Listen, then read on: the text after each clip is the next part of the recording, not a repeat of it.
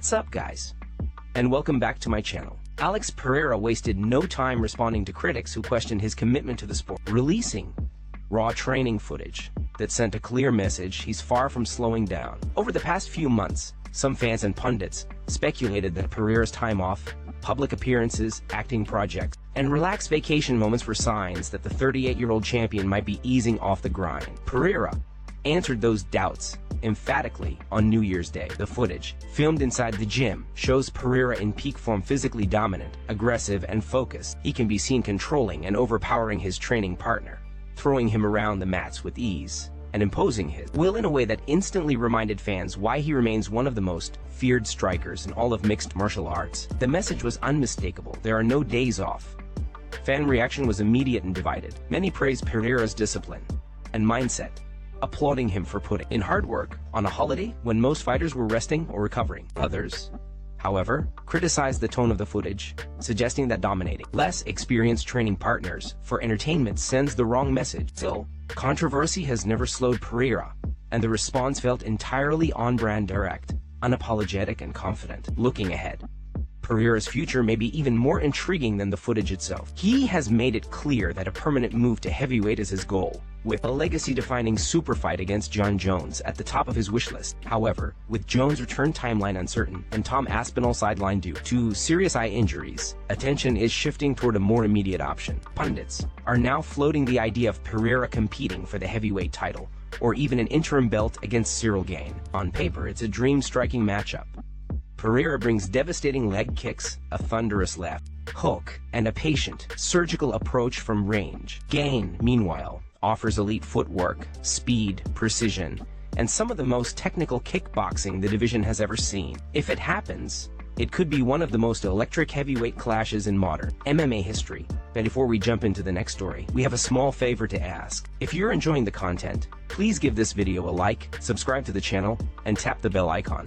It really helps us out and ensures you'll never miss an update. Moving on to another news. Michael Chandler has effectively confirmed what fans have been waiting years to hear: his long-anticipated showdown with Conor McGregor is most likely set to take place this June. Speaking during a nationally televised New Year's Eve broadcast on CBS, Chandler strongly suggested that the fight is finally coming together, potentially on one of the most iconic stages in combat sports history. For months, MC Gregor has teased his long-awaited return, following a 5-year layoff, repeatedly naming Chandler as his chosen opponent. That speculation now appears closer to reality, with the bout reportedly targeted for a historic UFC event on the White House South Lawn. The card is expected to be part of America's 250th anniversary celebrations, with former President Donald Trump previously hyping the event as a massive spectacle featuring multiple championship fights. The matchup itself has been building since 2023, when MC Gregor and Chandler coached opposite teams on The Ultimate Fighter. Their rivalry generated enormous hype, but injuries and delays ultimately derailed their scheduled UFC 303 clash in 2024. Despite coming off a difficult stretch in his career, Chandler remains one of the most action-packed fighters in the lightweight division, and one of the few opponents who consistently excites MC Gregor. During the interview, Chandler spoke confidently about the UFC's future, highlighting the promotion's new long-term broadcast deal with Paramount Plus before addressing the rumors head-on. With a grin and unmistakable confidence, he hinted that the plan is for him to face MC Gregor this summer, delivering what he described as a red, white, and blue beatdown on the White House grounds. While no official announcement has been made, Chandler's comments have only fueled the belief that this saga is nearing its conclusion. After years of delays, build-up, and speculation, MC Gregor versus Chandler finally feels inevitable, and if it truly unfolds on the White House lawn, it could become one of the most unforgettable moments in UFC history. Moving on to another news.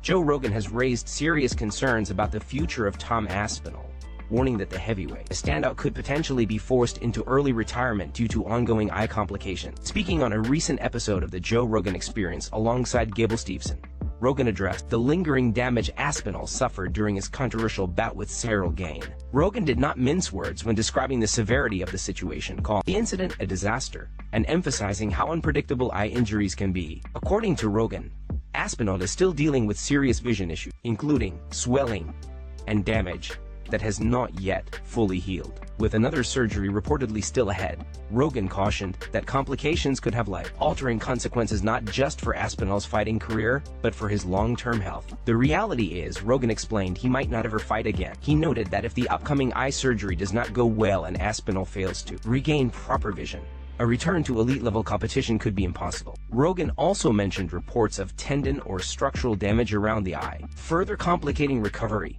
and making the outcome difficult to predict. To underline just how serious eye injuries are in combat sports, Rogan referenced Mike Bisping, who famously competed in multiple UFC fights while effectively blind in one eye. While Bisping's career is often cited as a testament to toughness and resilience, Rogan described it as an extreme and almost unthinkable exception rather than a realistic blueprint for modern fighters. As Aspinall's recovery continues, the heavyweight division remains in limbo until clarity emerges around his health and vision. Questions about the future of the title and Aspinall's career will continue to loom large over the UFC's heavyweight landscape.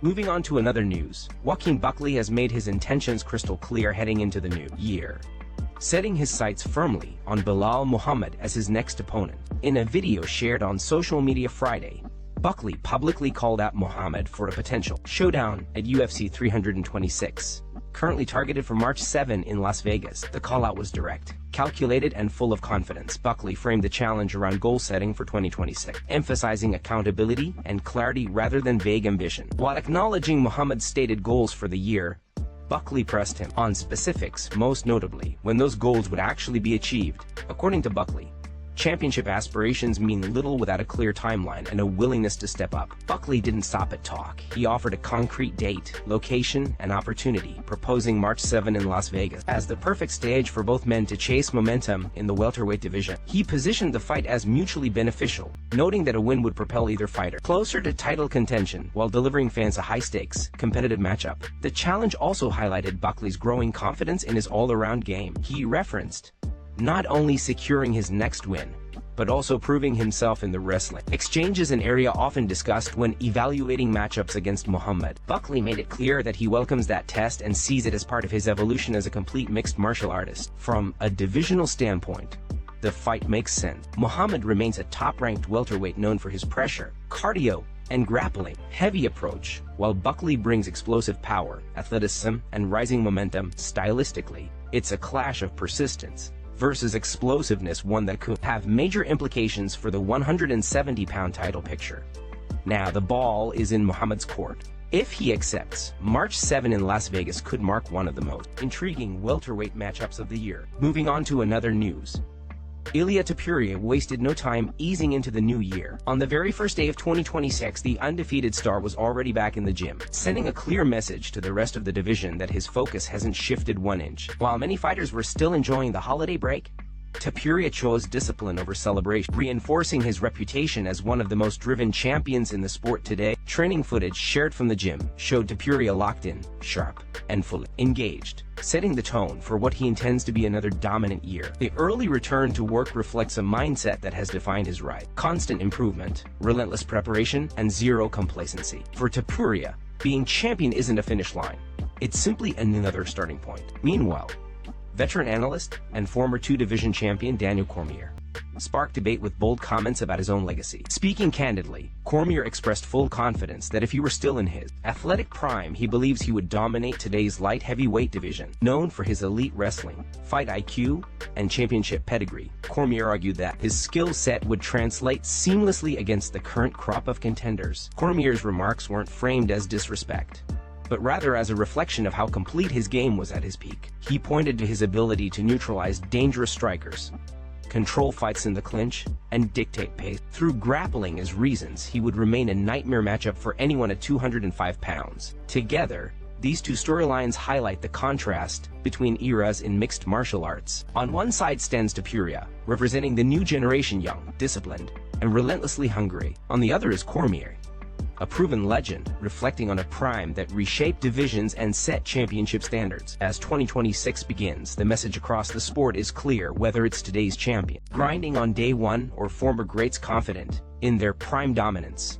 The competitive fire in MMA never truly fades. Moving on to another news, Former two-division UFC champion and current color commentator Daniel Cormier recently offered a candid assessment of today's light heavyweight division, sparking discussion across the MMA world. Cormier made the remarks during a Q&A session with students at Underground King's Gym, owned by former UFC champion Eddie Alvarez. When asked which opponent he would most want to face if he were competing in his prime today, Cormier didn't hesitate. He explained that, stylistically, the current light heavyweight landscape strongly favors someone with his background. According to Cormier, elite wrestling, once a defining trait of the division, is now largely absent at the top level. "If I were in my prime at light heavyweight right now," Cormier said, "there are no wrestlers, I'd be feasting on everybody." His point was clear. The wrestling depth that once defined the division has significantly thinned, making it an ideal environment for a fighter with Olympic-caliber grappling and pressure-heavy control. Despite that stylistic confidence, Cormier acknowledged that if he had to choose one opponent, it would be Alex Pereira. Not because Pereira presents the toughest stylistic challenge, but because he represents the biggest draw. Cormier emphasized that champions ultimately want legacy fights, matchups that combine competitive stakes with financial upside, and Pereira fits that description perfectly. Cormier then reflected on the era he competed in, highlighting how different the division once was. During his championship run, the top contenders included John Jones, Ryan Bader, Phil Davis, and Rashad Evans, all accomplished wrestlers with elite credentials. Cormier's comments weren't meant as disrespect to today's fighters, but rather as a reflection of how the division has evolved. His remarks underlined a broader shift in MMA, fewer dominant wrestlers at the top, and more striking-based stars shaping the modern light heavyweight era. Moving on to another news, Garry and his team have made their intentions unmistakably clear heading into the new year. The plan is to silence all criticism in the most definitive way possible. During his final training session of 2025, Garry gathered his team and delivered a passionate message that underscored both his confidence and his ambition. According to Garry, there is only one way to end the constant debate surrounding his rise: by defeating Islam Makhachev, capturing the world title, and establishing himself as the #1 pound-for-pound fighter on the planet. In his address, Garry emphasized that a victory of that magnitude would leave no room for doubt, excuses, or revisionist narratives. The only way to quiet the noise, Garry told his team, is to beat Islam, win the world title, and become the best pound-for-pound fighter in the world. He stressed that Makhachev is widely regarded as the current standard in MMA, and that defeating him would represent the ultimate validation of his own abilities. In Garry's view, such a win would end every argument before it even begins. Garry also preemptively dismissed any attempts to downplay the matchup. He made it clear that size, weight, or circumstance would not be acceptable explanations after the fact. Makhachev, he noted, is not undersized or compromised in any way. He is a legitimate elite competitor at the peak of his powers. If Garry wins, it will be because he is simply the better fighter. "When I beat Islam and win the world title," Garry continued, "there will be no excuses from anyone, anywhere on the planet." His message was direct and uncompromising. No asterisks, no footnotes, just a clear result. The speech reflected a fighter fully convinced of his path and unafraid of the pressure that comes with it. For Garry, this isn't just about winning a belt, it's about rewriting the hierarchy of the sport and forcing the world to acknowledge it.